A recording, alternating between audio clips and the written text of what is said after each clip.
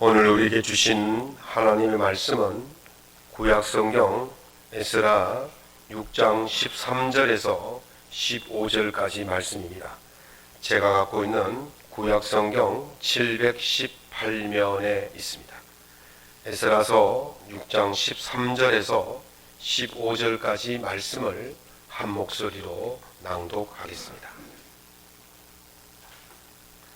다리오 왕의 조서가 내림에 유브라데강 건너편 총독 다뜨네와 스알 보스네와 그대 동관들이 신속히 준행하니라. 유다 사람의 장로들이 선지자 학개와 이또의 손자 스가랴의 권면을 따랐으므로 성전 건축하는 일이 형통한지라. 이스라엘의 하나님의 명령과 바사왕 고레스와 다리오와 아닥사스다의 조서를 따라 성전을 건축하며 이 일을 끝내되 다리오 왕 제6년 아달월 3일에 성전 일을 끝내니라. 아멘. 오늘 본문의 말씀을 가지고 마침내 큰 산이 평지가 되는 은혜라는 제목으로 주님의 은혜의 말씀을 함께 나누고자 합니다. 우리 옛사람과 인사만 하시죠. 샬롬. 하나님의 평화가 여러분 속에 차고 넘치시기를 예수님 이름으로 축원합니다. 지인이 의성 마늘이라고 한 박스를 주셨어요. 그래서 이제 그걸 깔려고 물에 담그었더니 참 양이 많더라고요. 그래서 딸이 토요일날 올라왔기 때문에 아들하고 둘이서 이걸 다 까라 그랬더니 이걸 언제 다 까요? 그래서 제가 이런 이야기를 해줬어요. 어느 젊은이가 장터에 갔더니 할머니가 마늘을 잔뜩 싸놓고 손으로 까더라. 그래서 젊은이가 저걸 언제 다 까냐고 물어봤더니 할머니 하시는 말씀이 눈보다 게으른 것이 없다 그랬대요. 그래서 젊은이가 시장 구경을 몇 시간 하고 다시 집으로 돌아가려고 그 앞을 지나는데 마늘을 거의 다 까더라는 거예요. 그래서 생각하기를 그렇구나. 눈보다 게으름이 없다. 이게 무슨 뜻입니까? 눈으로 보기에는 양이 많아서 못할 것 같고 안 될 것 같은데 손으로 하나하나 하니까 그것이 다 이루어지더라는 거예요.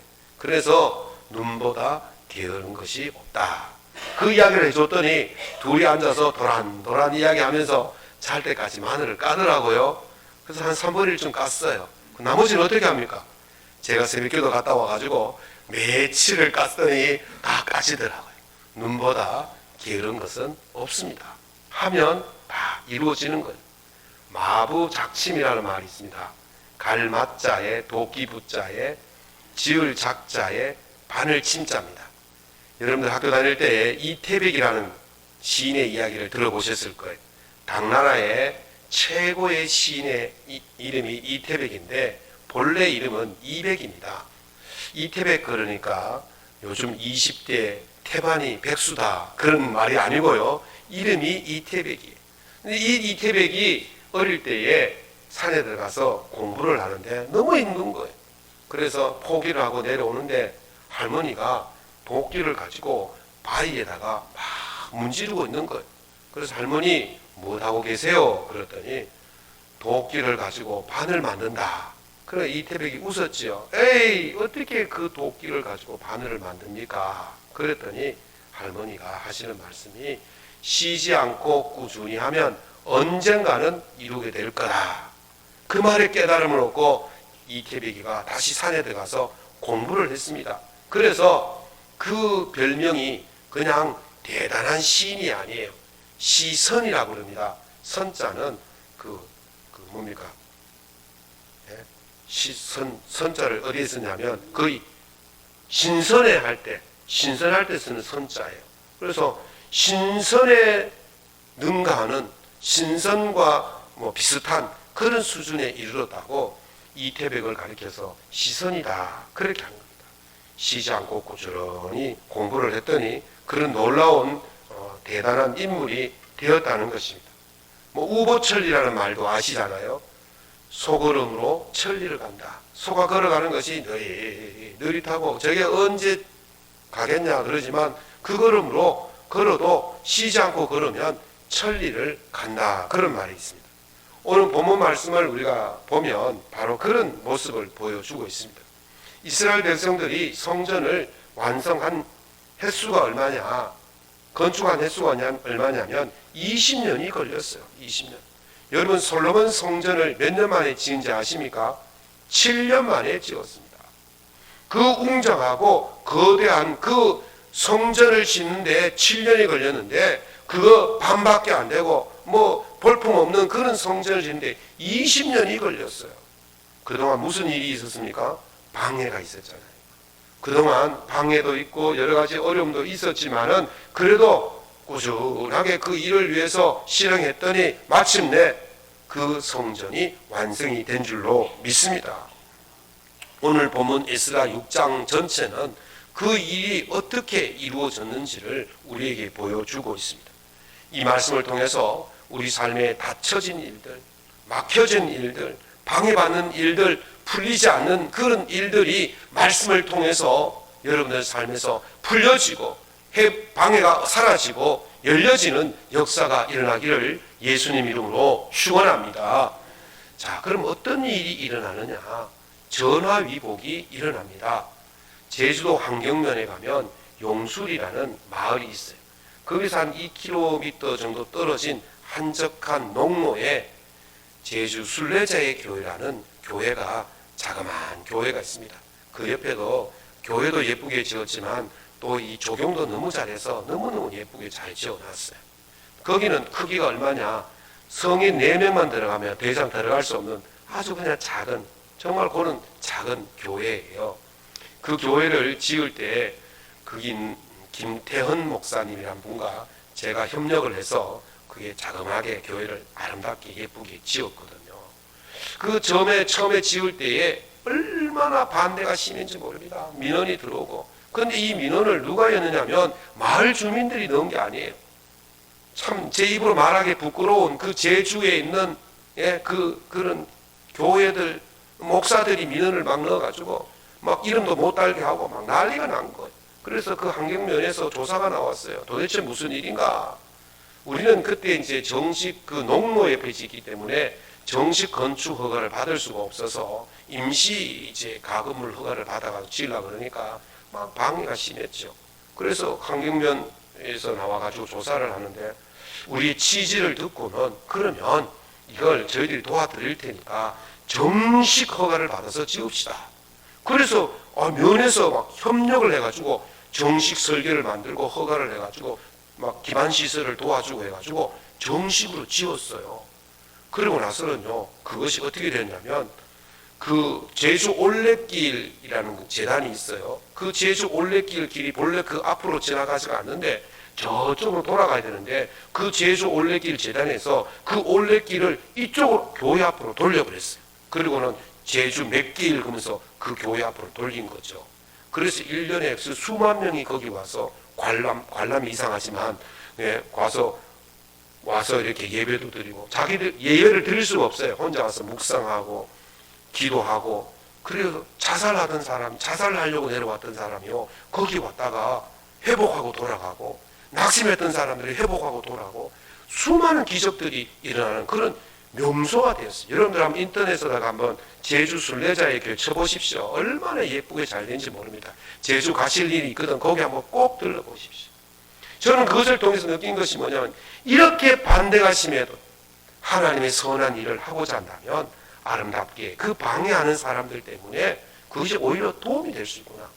저희들이 이제 그 3, 4년 전에 10년이 지났기 때문에 그때 목조로 지었거든요. 그러니까 해풍, 바닷바람이 또 소금기를 몰고 와가지고 나무를 썩게 하고 떨어지고 그래가지고 다시 지어야 되겠다. 그래서 3, 4년 전에 이번에는 나무로 안 짓고 콘크리트로 새로 짓는데요. 이미 다 되어 있는 것이기 때문에 허가가 다 되어 있는 것이기 때문에 이번에 지을 때는 아주 쉽게 그렇게 쉽게 된 거예요. 여러분들 얼마나 많은 방해가 있었습니까? 그런데 그 방해가 오히려 전화위복이 된 거예요. 더 좋은 일로 그들의 방해가 오히려 도움이 된 것입니다. 에스라 5장은요. 유브라데 강 건너 총독들이 성전 공사를 재개하니까 방해하려고 다리오 왕에게 편지를 보냈습니다. 왕이시여, 지금 이 사람들이 예루살렘에서 성전을 짓는데 이게 문제가 있으니까 왕이 좀 살펴보시고 금지를 시켜주십시오. 그렇게 편지를 보냈더니 왕이 그 편지를 받고 조사를 하는 내용과 그리고 답신을 한 내용이 오늘 에스라서 6장의 내용입니다. 이들의 방해가 없었다면 왕이 조사를 하지 않았을 거예요. 이들이 방해하니까 이게 무슨 일인가 싶어가지고 바벨론 왕궁의 그 보물창고를 뒤져서 바사 고레스 왕의 명령서를 찾아낸 거예요. 그래 봤더니 그 명령서에는 그 왕 고레스 왕이, 그러니까 다리오 왕의 그 2대 위의 왕이죠.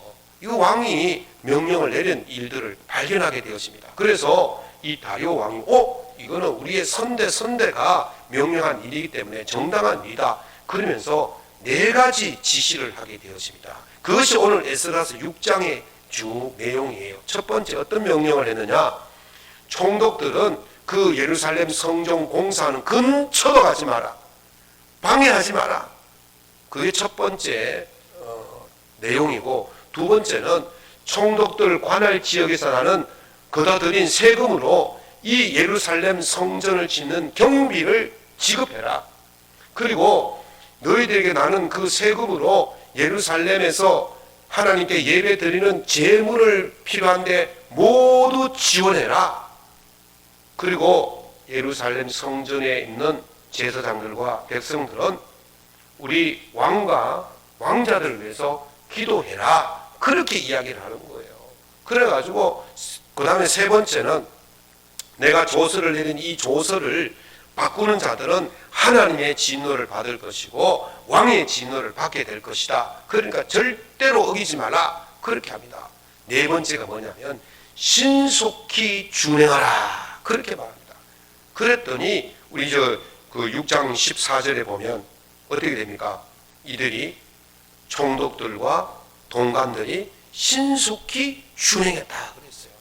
방해하고 막고 안 되게 하던 그 일이 이제 그들이 스스로 나서서 막 그걸 협력하고 도와주고 신속하게 되는 그 일이 벌어지게 된 것입니다. 방해하던 자들의 손길을 하나님이 도움의 손길로 바꾸신 줄로 믿습니다. 하나님은요, 궁극적으로 선을 이루시는 분이에요. 그래서 선을 이루시기 위해서 악한 자들의 손길도 바꾸어서 그 일을 도울 수 있도록 만드시는 분이 하나님이신 줄로 믿습니다. 그래서 우리가 하나님의 뜻을 따라서 선한 일을 하고자 할 때에 방해하는 세력들이 있다 할지라도 하나님은 그 손길을 바꾸어서 우리를 돕는 손길로 만드실 줄로 믿습니다. 그래서 바울 사도가 말씀하시기를 하나님을 사랑하는 자 곧 그 뜻대로 부르심을 입은 자들에게는 모든 것이 합력하여 선을 이루시느니라. 아멘. 지금 우리 눈앞에 막힌 남처럼 큰 산이 막힌 것처럼 있다 할지라도 하나님께서는 그것을 바꾸어서 우리를 돕는 손길로 만드시는 것을 믿으시기 바랍니다. 그래서 여러분들이 해야 될 일은 하나님의 그 말씀을 믿고 어떻게 하셔야 됩니까? 그 선한 일을 쉬지 않고 참 소가 걷듯이 쉬지 않고 도끼로 판을 갈듯이 차근차근 걸어가면 그 일이 이루어지게 될 줄로 믿습니다. 그런 믿음으로 살아가셔서 여러분 앞에 놓인 모든 것들이 해결되어지는 놀라운 역사가 일어나기를 예수님 이름으로 축원합니다. 두 번째는 만사형통한 일이 일어납니다. 김종원 씨의 내 언어의 한계는 내 세계의 한계라는 책이 있어요.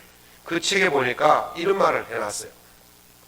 누군가가 새로운 일을 하려고 할 때에 주변에 있는 가까운 사람들이 걱정하듯이 이야기를 한대요. 어떤 말을 하느냐? 이 어려울 때에 해가지고 어떻게 하느냐 걱정한대요. 제가 제주도 내려갈 때나 또 개척교회 할 때 주변에서 그래대요. 제주도 가서 어떻게 살래? 제주도가 유배지인데 거기 가면 목회가 안 된다는데 제가 개척하려니까 이 시기에 개척해서 어떻게 하노? 전부 다 걱정하는 듯이 그렇게 말해. 또 어떤 사람들은 이렇게 말하겠죠. 내가 네 걱정해서 하는 말인데, 정말 아껴서 하는 말인데, 내 자식 같아서 하는 말인데 그렇게 말한대. 그런 말은요 아무런 도움이 안 됩니다.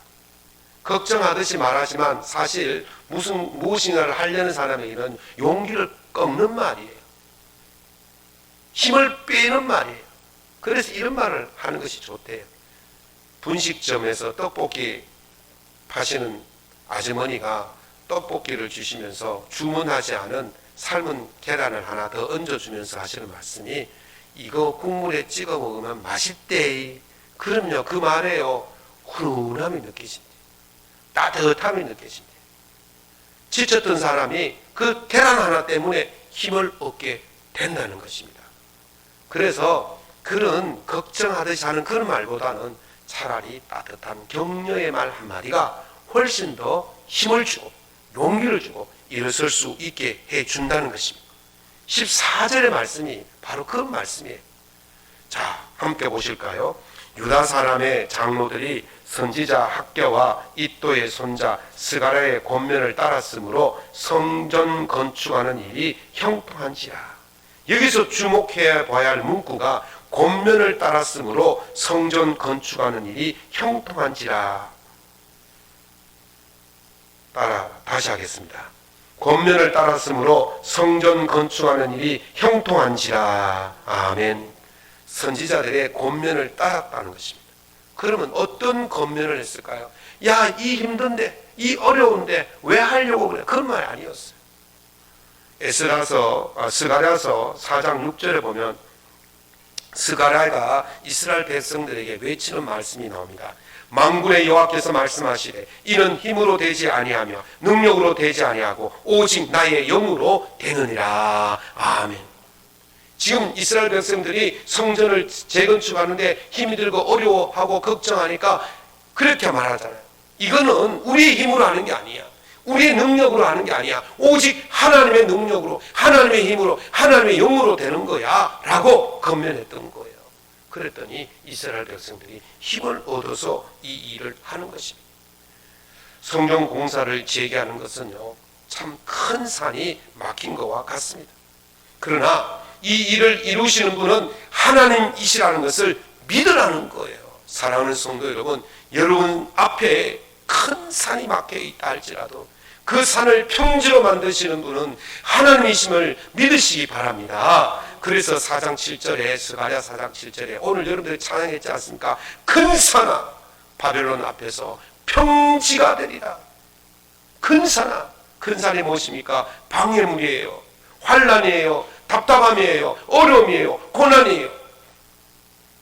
스룹바벨이 누구입니까? 바로 하나님의 선한 일을 하고자 하는 우리를 가리키는 말이에요. 그런 방해물, 그런 답답함, 그런 어려움들아 우리 믿는 성도들 앞에서 평지가 되리라. 평지가 되리라. 바로 그런 놀라운 역사가 일어나는 거예요. 이게 바로 형통함이 아니겠습니까? 하나님의 뜻을 준행하는 자들 앞에 이런 놀라운 평지가 되는 역사가 일어나게 될 줄로 믿습니다. 그래서 이사야 선지자가 43장 19절에서 20절에 이렇게 말씀하십니다. 보라, 내가 새 일을 행하리니 이제 나타낼 것이라. 너희가 그것을 알지 못하겠느냐? 반드시 내가 광야의 길을 사막의 물을 장차 들짐승 곧 승냥이와 타조도 나를 존경할 것은 내가 광야의 물을 사막의 강물을 내어 내 백성 내가 택한 자에게 마시게 하리라. 아멘. 사막이 얼마나 황량하고 광야입니까? 사막 가보셨습니까? 저는 이스라엘 광야를 걸어봤어요. 이집트 시내산 광야를 걸어봤어요. 정말 아무것도 없어요. 덥고 어렵습니다. 거기에 길이 난다는 거예요. 거기에 물을 내주신다는 거예요. 여러분 앞이 광야와 같고 큰 산이 막혀져 있다 할지라도 하나님께서 여러분에게 길을 내어주시고 물을 주시고 평지를 만들어 주실 줄로 믿습니다. 그러므로 답답한 일을 당해도 억울한 일을 당해도 방해를 받아도 염려하지 마시고 하나님께서 이루실 것을 믿으시기 바랍니다. 그러면 하나님께서 형통하게 그 일을 이루어 주실 줄로 믿습니다. 세 번째는 유지경성이 일어나야 됩니다. 유지경성이란 말은 있을 유자에 뜻지자에 마침내 경자에 이룰 성자입니다. 뜻이 있으면 마침내 이루어진다, 이런 말이 있습니다. 스가랴 6장 15절을 보시면 에스라 6장 15절을 보시면 다리오 왕 제6년 아달월 3일에 성전을 건축하며 일을 끝냈다라고 말씀하십니다. 아달월은요, 지금 우리가 쓰는 태양력으로는 2월에서 3월을 아달월이라고 말합니다. 그렇게 염원했던 그 성전이 20년 만에 마침내 완성이 된 것입니다. 김용민 교수가 쓴 책 제목이 인간이 사는 것은 하나의 문제입니다 라는 그 제목처럼 인간이 살아가는 일에는 늘 끊임없이 이 문제의 파도가 밀려들지 않습니까? 그 문제의 파도를 우리가 해결하기 위해서 여러 가지 방법과 수단을 다 동원해서 하지만은 얼마나 그 문제를 다 해결합니까? 우리 힘으로 해결할 수 있는 문제가 얼마나 되겠습니까? 쉽사리 문제가 해결되지 않아요. 그러나 선한 뜻을 가지고 그 일을 해나가면 언젠가는 이루어진다는 그런 뜻입니다. 그런데 문제는요, 단순히 선한 뜻만 가지고 있다고 해서 그 문제가 해결되어지는 것은 아닙니다. 선한 뜻을 가졌다면 무엇이 있어야 되겠습니까? 행동이 있어야 돼요. 움직임이 있어야 되는 거예요. 그 뜻에 맞는 행동을 할 때에 그 뜻이 마침내 이루어지게 된다는 것이죠. 비투게슈타인이 이런 말을 했습니다. 인생의 문제를 해결하려면 그 문제가 사라지는 방법을 사용해야 된다, 그랬어요. 아주 맞는 말이죠. 그런데 우리가 살다 보면 이 문제를 해결하기 위해서 어떤 방법을 쓰는데 해결이 안 되었어요. 그럼 어떻게 합니까? 다른 방법을 쓰기보다는 했던 방법을 또 쓰는 거예요. 또 했던 방법을 또 쓰는 거예요. 그럼 해결됩니까? 이미 안 된 방법인데 또 그것을 쓰려고 하니까 문제가 해결이 될 수가 없는 거예요. 그래서 다른 방법을 쓰라는 거예요. 그 문제를 해결할 수 있는 적절한 방법을 쓰라는 것입니다. 우리 인생의 문제를 가장 완벽하게 해결해 주실 분은 하나님이신 줄로 믿습니다. 그래서 성경은요, 우리가 하나님의 방법대로 할 때에 인생의 문제가 해결될 수가 있다고 말씀하시는 것입니다. 잠언 66장 9절에 사람이 마음으로 자기의 길을 계획할지라도 그 길을 인도하시는 이는 여호와시니라 하셨습니다. 내 뜻으로 되는 것이 아니라 하나님의 방법으로 할 때에 그 인생의 모든 문제가 해결될 줄로 믿습니다. 그래서 하나님 방법대로 하라는 거예요. 이스라엘 백성들이 하나님 명령대로 했습니다. 권면을 따라 했습니다. 그랬더니 이루어졌습니다. 이 신병철이라는 분이 쓴 리추얼이라는 그 책이 있는데, 리추얼이란 말은 쉽게 말해서 거룩한 습관이라고 하면 될까요? 여러분들이 주일마다 와서 예배를 드리잖아요. 이게 습관이 되니까 오는 거예요. 이게 바로 거룩한 습관이에요. 이것을 리추얼이라고 하는데, 이제 이런 말을 합니다. 거기서 사람을 얻고 싶다면 닮은 점부터 만들어라 그랬어요. 여러 사람 보십시오. 닮은 점이 있는지. 닮은 점 없어요? 우리는 별로 안 닮았는데요. 그러면 그 사람 마음을 못 얻습니다. 저 사람의 마음을 얻고 싶다면 닮아야 돼요. 제가 제 아내의 마음을 잘 얻었습니다. 그 아내가 좋아하는 것을 제가 하기 때문에 그렇습니다. 그러면 그 마음을 얻을 수가 있어요. 이것을 유사성의 효과라 그렇게 말합니다. 우리가 유유상종이라고 하지 않습니까? 비슷한 사람끼리 모이는 거예요. 닮은 사람끼리 모이는 거예요. 그래서 닮은 사람끼리는 친근해지고, 친근해지니까 부탁을 하면 어떻게 합니까? 더 잘 들어주는 것이죠. 여러분이 하나님의 은혜를 입기를 원한다면, 우리가 하나님께 청원한 기도가 들려지기를 원한다면 하나님과 닮아야 될 줄로 믿습니다. 하나님과 닮아야 닮은 사람의 이야기를 잘 들어주는 거예요. 아담을 창조하실 때에 하나님께서 하나님의 형상을 따라 창조하셨어요. 그래서 아담이 사고 쳤지 않습니까? 그런데 하나님이 아담을 즉각적으로 없애버리지 아니하신 이유가 무엇입니까? 하나님을 닮았기 때문에. 하나님의 형상으로 지었기 때문에 그렇습니다. 그래서 하나님이 버리지 아니하시는 거예요. 죽이지 아니하시는 거예요. 그를 살 수 있도록 다시 길을 주시는 거예요.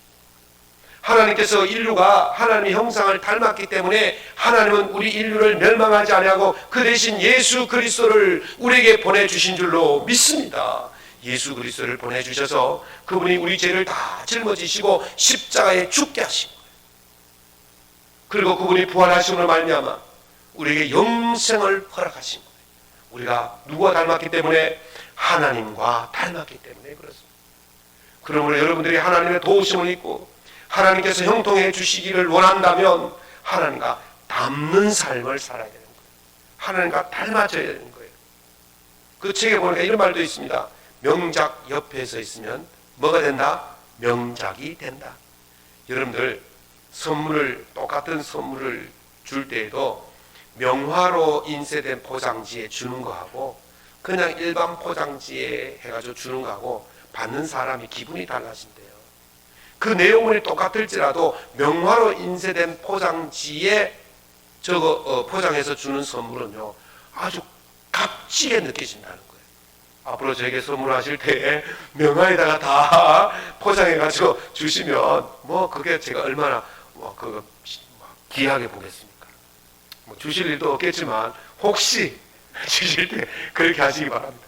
어쨌든 별거 아닌 것 같은데도 명화의 포장지를 주시면 훨씬 더 그게 가치가 있게 느껴진다는 거예요. 그래서 이것을 명작 전이 효과라고 해요. 어디 옆에 있느냐에 따라 달라지는 거예요. 명작 옆에 있으면 그 사람들이 별볼 없는 사람이라도 명작처럼 느껴진다는 거예요.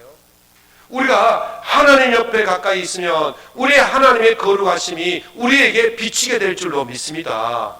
사람들이 그래도요, 교회 다니는 사람들은요, 그래도 사람들이 진실하고 착하다고 그럽니다. 왜 그렇습니까? 우리가 하나님 옆에 있기 때문에 그렇습니다. 하나님과 동떨어져 있으면 사람들이 우리를 그렇게 안 봐요. 하나님 옆에 있을 때에 가능한 것입니다. 어떻게 하든지 하나님 가까이 있어야 될 줄로 믿습니다. 그래야 하나님을 닮게 되고 그래야 사람들이 하나님을 닮았다고 이야기할 수가 있게 되는 것입니다. 사랑하는 성도 여러분, 우리가 하나님을 닮기 위해서는 어떻게 살아야 되겠습니까? 하나님 뜻대로 살아야 되는 것입니다. 하나님 뜻대로 살아야 될 때 그것이 끝내 이루어지는 것입니다.